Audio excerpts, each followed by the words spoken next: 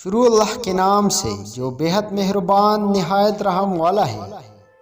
रिवायत है हज़रत अबू हुरैरा रज़ियल्लाहु अन्हु से फरमाते हैं फरमाया रसूलुल्लाह सल्लल्लाहु अलैहि वसल्लम ने, जब रमज़ान आता है तो आसमान के दरवाजे खोल दिए जाते हैं और एक रिवायत में है कि जन्नत के दरवाजे खोल दिए जाते हैं और दोज़ख के दरवाजे बंद कर दिए जाते हैं।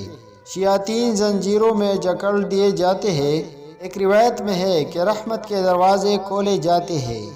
रिवायत है हज़रत इब्न अब्बास रज़ियल्लाहु अन्हु से फरमाते हैं कि जब माह रमज़ान आता तो रसूलुल्लाह सल्लल्लाहु अलैहि वसल्लम हर क़ीदी को छोड़ देते थे और हर मांगते को देते थे।